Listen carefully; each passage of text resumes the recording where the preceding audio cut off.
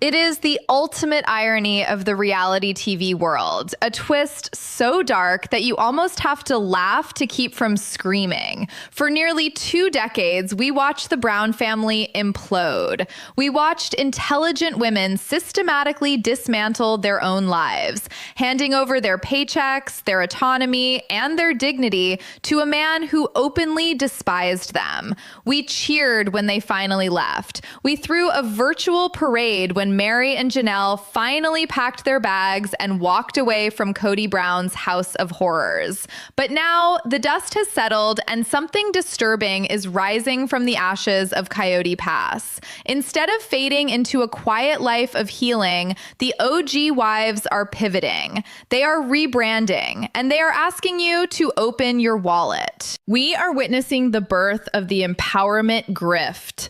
Meri and Janelle are launching life coaching businesses, Worthy Up retreats, and financial empowerment seminars, promising to teach women how to find their voice and secure their future. But pause for a second and look at the reality. These are women who spent 30 years unable to set a single boundary. These are women who liquidated their 401ks to fund a narcissist's vanity projects. They are selling a cure for a disease they haven't even finished treating. It feels like a scam, it smells like a desperate cash grab, and inside reports suggest that the reality behind these new businesses is even messier than the marriage they left behind. Before we expose the dark financial truth behind this new hustle and the reports that suggest the Brown family finances are in even worse shape than we thought, make sure to hit that like button and subscribe to the channel. We are hacking the algorithm to bring you the stories the network doesn't want you to hear, and you do not want to miss what we've uncovered about Coyote Pass. Let's start with the one person everyone touted as the smart one, Janelle Brown. For seasons, the narrative was that Janelle was the financial wizard of the family. She was the logical one, the numbers guy, the one who kept the family afloat while Kody chased pipe dreams. But if you strip away the reality TV editing, what you see is a terrifying case study in financial codependency. And now, this same woman wants to charge you a monthly fee to teach you about financial independence. The audacity is actually staggering. Let's look at the facts before we get to the rumors. Janelle Brown didn't just lose money, she willingly set it on fire. We watched her cash out her retirement fund, money she earned to pay off debts for Robyn. We watched her hand over the proceeds from her Las Vegas home to buy a mansion she would never live in, while she ended up living in a trailer on a plot of dirt that she didn't even fully own. This isn't just bad luck. This is a pattern of catastrophic decision-making. And yet, the marketing for her new venture leans heavily on empowerment and owning your assets. It is the blind leading the blind. But here is where it gets interesting. There are insider reports circulating in the deepest corners of the fandom that suggest this pivot to life coaching isn't just a vanity project. It is a survival strategy. Word on the street is that Janelle's separation from Kody is nowhere near as financially clean as the show portrays. Some insiders speculate that Kody has effectively weaponized the legal entangled nature of Coyote Pass, locking Janelle's remaining assets in a legal limbo that could drag on for years. The theory is that Janelle isn't just starting a business. She is frantically trying to generate liquid cash because her actual net worth is tied up in dirt that Kody refuses to sell.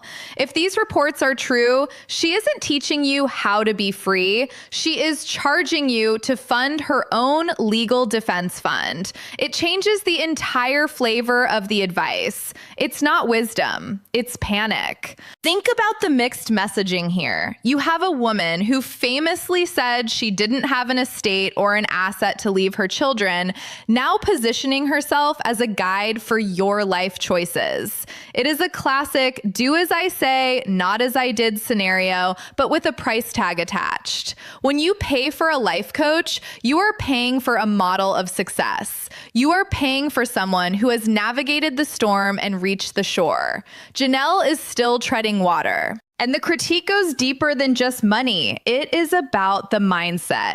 Janelle converted to the AUB, the Apostolic United Brethren, as an adult. She wasn't born into the principle like Christine or Meri. She looked at a patriarchal, oppressive system that demands women submit to men to reach the highest level of heaven. And she said, sign me up. She chose oppression.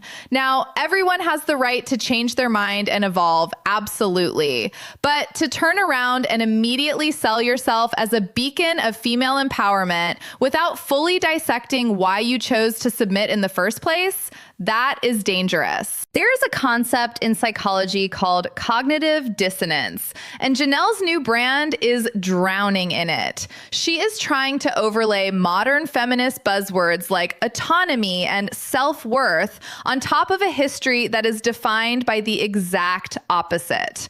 And the audience is starting to notice. The comment sections are turning. People are asking valid questions. Janelle, why are you giving advice on boundaries when you let Kody treat your sons like strangers? Why are you teaching financial literacy when you don't have a deed to your own house? This is the trap of the guru economy. It lures in vulnerable people, specifically women who are likely in abusive or controlling relationships themselves, and sells them a fantasy. They look at Janelle and see a survivor, but real survivors who do the work know that healing is quiet. Healing is private. Healing takes years of therapy, not a filtered Instagram post and a subscription link.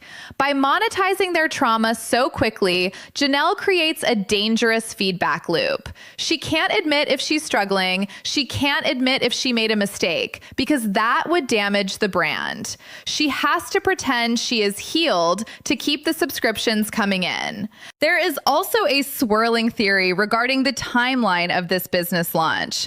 Notice how it coincides perfectly with the rumors that the show is reaching its natural end. TLC pays well, but it doesn't pay forever. There is a strong suspicion among industry watchers that the Brown family has been given a heads up that the gravy train is slowing down.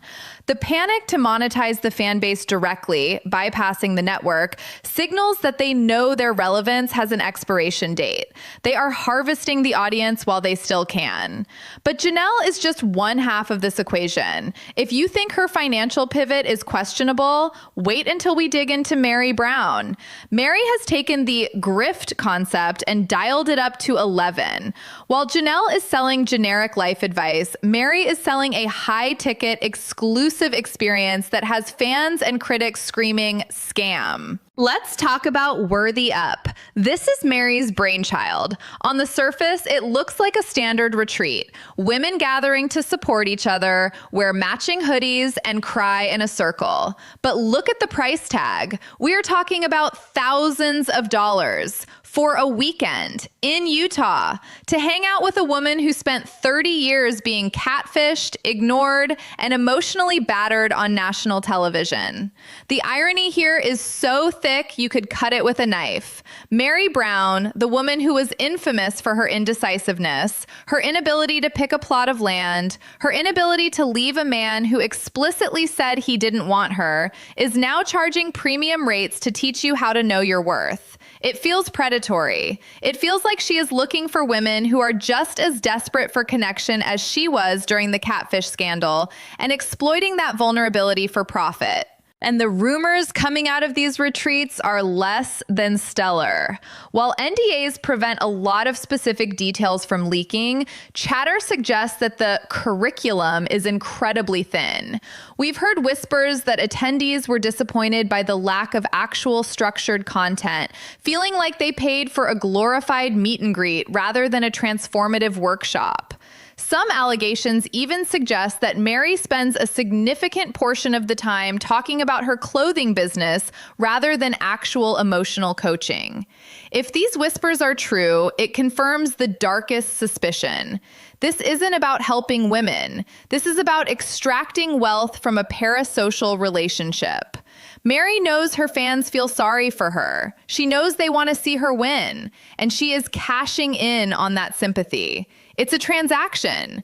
You give me $6,000 and I will let you feel like you're part of my inner circle. But it's a circle. It's a circle built on a credit card transaction. There is something else lurking in the background of Meri's pivot, something that touches on the news or rumors we mentioned earlier.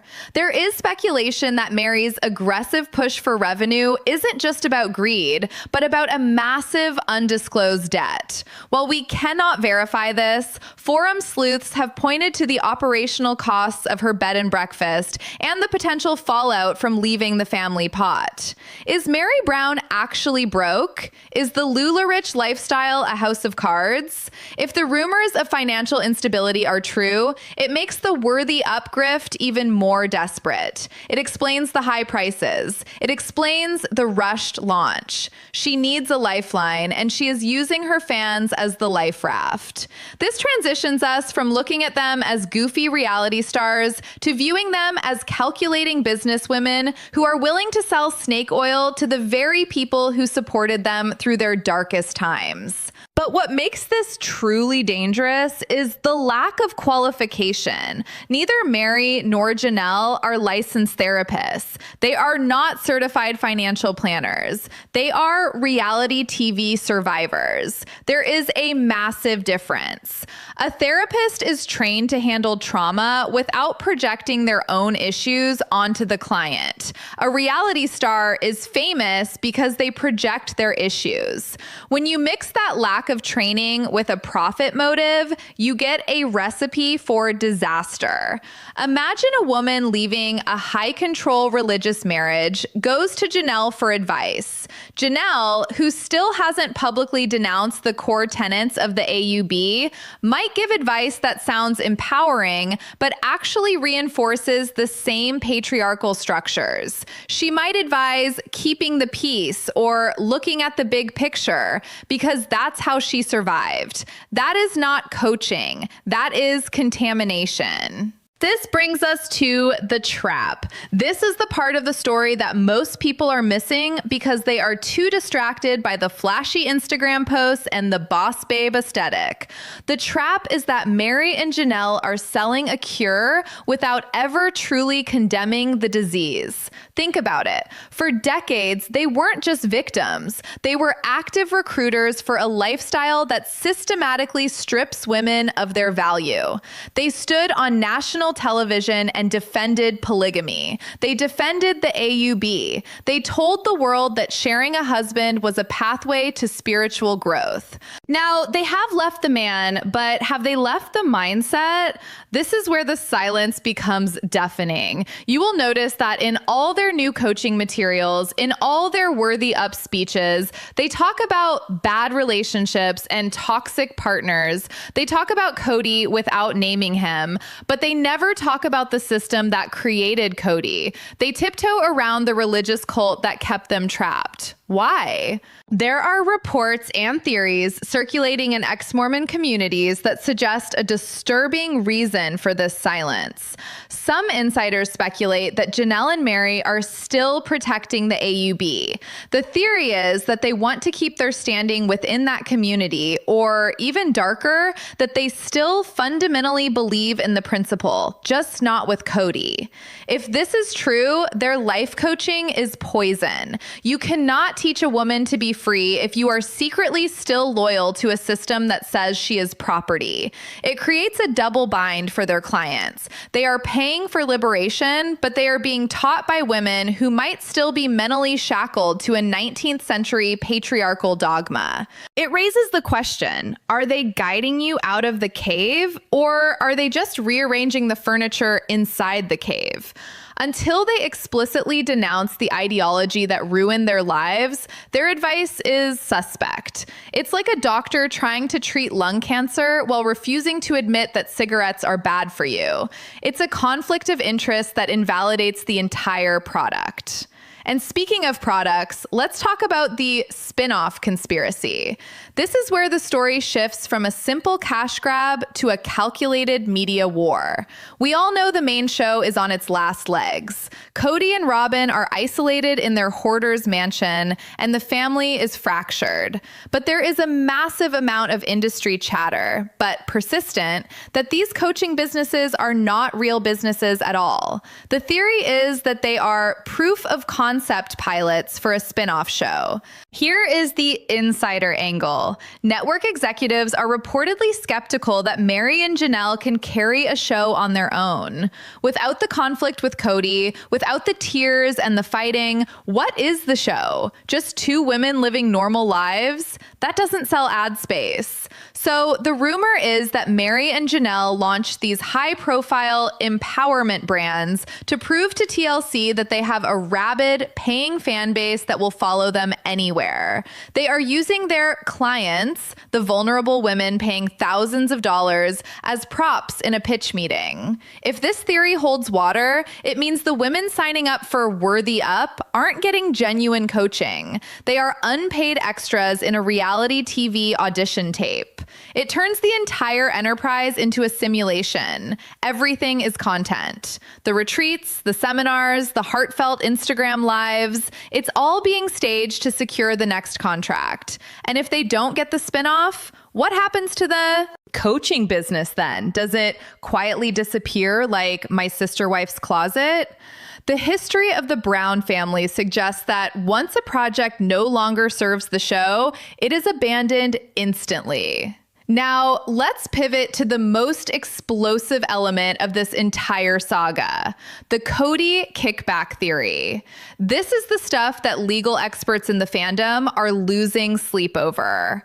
We know that legally, the marriages were spiritual, not legal, except for Meri's legal marriage, which ended, and Robyn's current one. But in the eyes of the law, partnerships and business assets can get very messy very quickly. There is a terrifying speculation floating around that Kody Brown might actually have a claim to some of this revenue. How?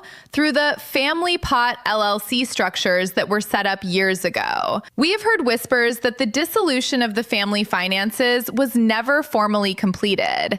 If Meri and Janelle are using their fame that was built under the Sister Wives brand to launch these businesses, Kody could argue that the intellectual property belongs to the family corporation. Imagine the horror of paying Meri Brown $6,000 for a retreat, thinking you are supporting a woman's independence, only to find out that a percentage of that money might be funneling back to Kody and Robyn to pay off their property taxes. It is a nauseating thought, but in the world of high-stakes reality TV contracts, it is not impossible. Until we see the clean financial break, every dollar you give them is potentially a dollar in Kody's pocket. This brings us to the credibility dilemma, or what I like to call the blind leading the blind paradox. Janelle is positioning herself as a financial guru. She uses buzzwords like asset management and future security. But let's look at the concrete example that destroys this narrative. Janelle lived in an RV on a plot of land that had no utilities, no infrastructure, and no building permits, all while the family money was drained into Robyn's house. That wasn't a sacrifice. That was financial negligence. When a real financial advisor makes a mistake, they can lose their license. When Janelle makes a mistake, it becomes a plotline for season 18. There are no consequences for them. But there are consequences for you. If you follow Janelle's advice on how to handle your finances, you might end up in the same boat, broke, isolated, and waiting for a man to sign a piece of paper that he never intends to sign. They are pivoting from being, quote, victims of reality TV to active participants in the, quote, guru economy. And the guru economy is dangerous. It relies on the cult of personality. You don't buy the course because the curriculum is good. You buy it because you like the person. But Meri and Janelle are not your friends. They are characters. We have to remember that we fell in love with an edited version of them. The real Meri was involved in a scandal where she was seeking affection outside her marriage. The real Janelle prioritized the principal over her children's comfort for years. The jarring reality is that real licensed therapists and certified financial planners are looking at this pivot with absolute horror. They spend years in school, thousands of dollars on supervision and ethics training to ensure they don't harm their clients.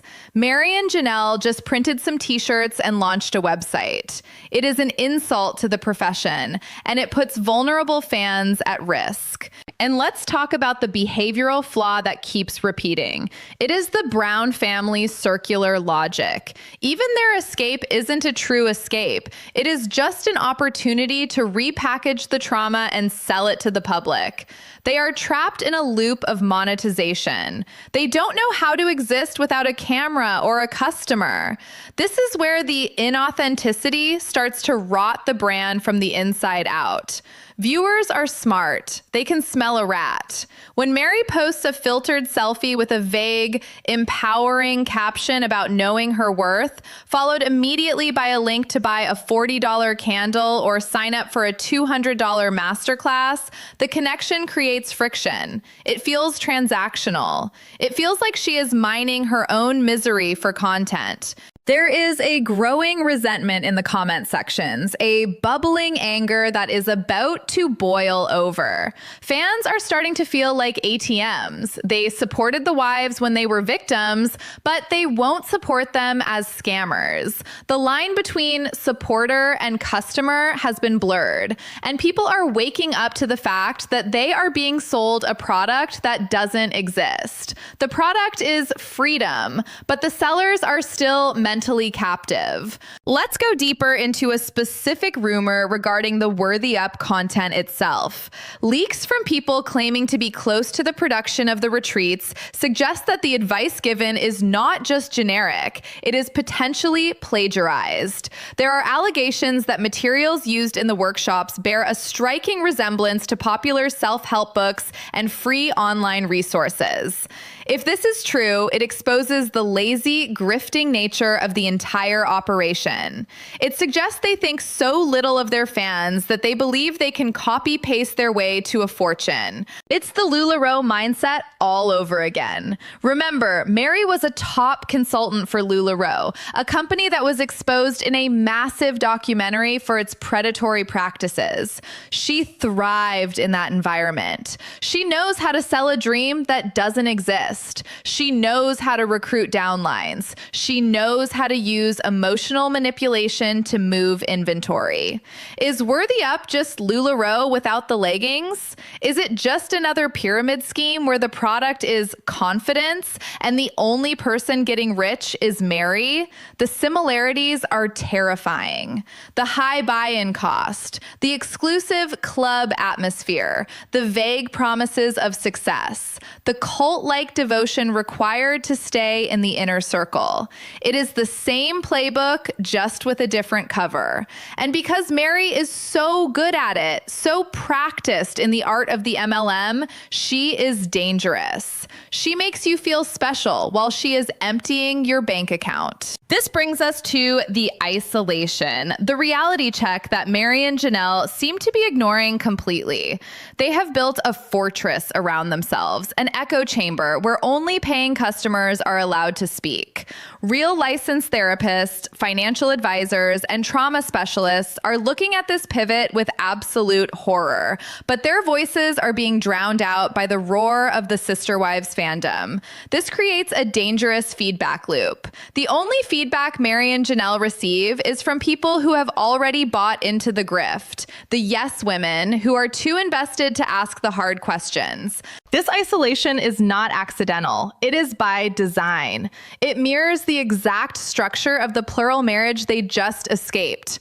Think about it. In their marriage to Kody, dissent was punished. Asking questions was seen as disloyalty. Now, in their business model, if a fan questions the price of a retreat or the validity of their advice, they are blocked, deleted, or labeled as haters.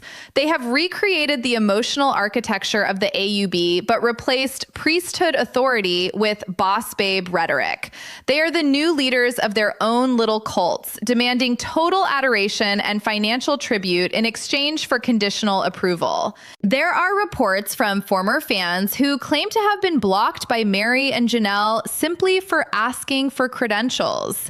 These are not trolls. These are genuine supporters asking, what qualifications do you have to teach me about trauma? The fact that the response is silence and exclusion speaks volumes. It suggests that deep down, they know they are unqualified. They know they are playing dress up, but the money is too good to stop. And this is where we hit the point of no return. This is the moment where the empowerment grift threatens to destroy the very thing that made them famous, their likability. For years, Meri and Janelle were the sympathetic figures. We rooted for them because they were the underdogs. We wanted them to win. But nobody roots for the person who sells snake oil to the sick. Nobody roots for the person who kicks the ladder down after they've climbed up. If they continue down this path, exploiting their vulnerable fan base for cash, they will inevitably become the villains of their own spinoff. The narrative is already shifting. You can see it in the forums, on TikTok, and in the YouTube comments. The survivor label is peeling off, revealing the opportunist underneath. Fans are starting to feel betrayed. They feel like they were emotionally manipulated into supporting these women, only to realize that the support was just a lead generation funnel for a high-ticket sales pitch.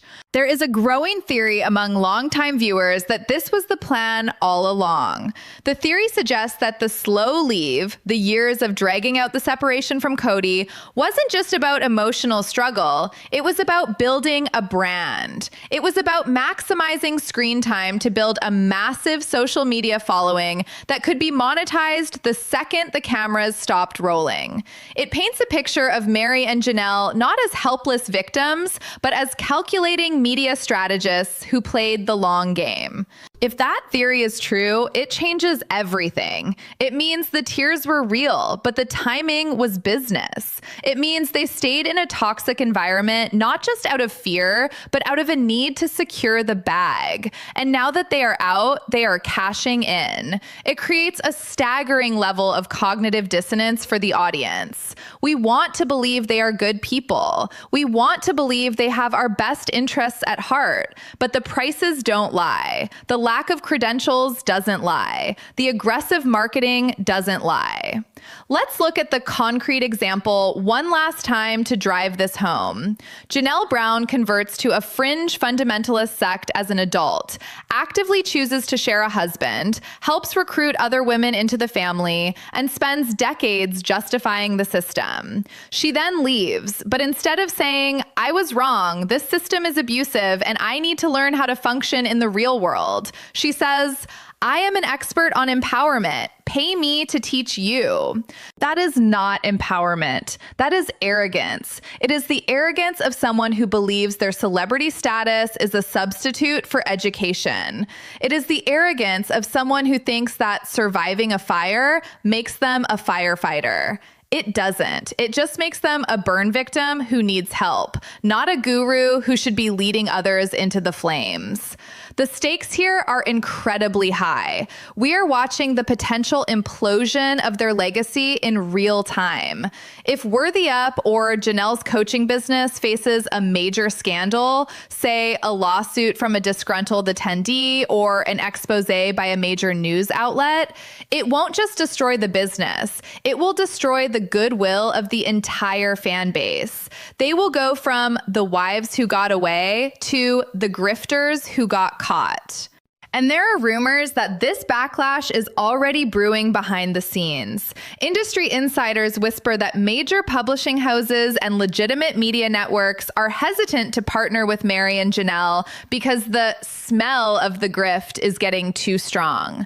They don't want the liability. They see the lack of professional boundaries. They see the potential for a PR nightmare.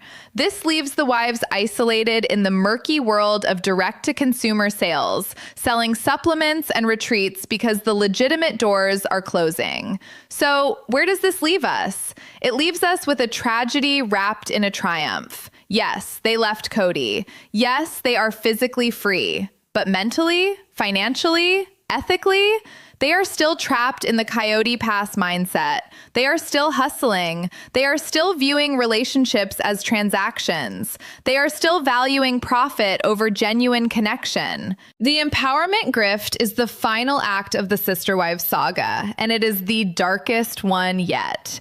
It reveals that the dysfunction of the Brown family wasn't just Kody. It was systemic. It was a group effort. And now that dysfunction is being packaged, branded, and sold to you for $6,000 a weekend. Don't buy the lie. Don't buy the retreat. And definitely don't buy the idea that these women have the answers to your problems. They are still figuring out the questions. The most empowering thing you can do is look at their hustle, see it for what it is, and keep your wallet closed. True empowerment doesn't cost a subscription fee. It doesn't require a matching hoodie. And it certainly doesn't come from a reality TV star who is still legally, spiritually married to a narcissist. As we watch this new chapter unfold, we have to ask ourselves, are we watching a redemption arc, or are we watching the origin story of the next generation of scammers? The line is thin, and Meri and Janelle are dancing right on top of it.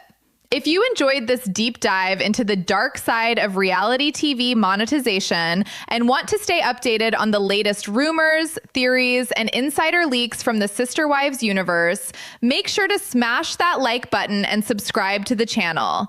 We are tracking every move, every business filing, and every deleted comment to bring you the truth.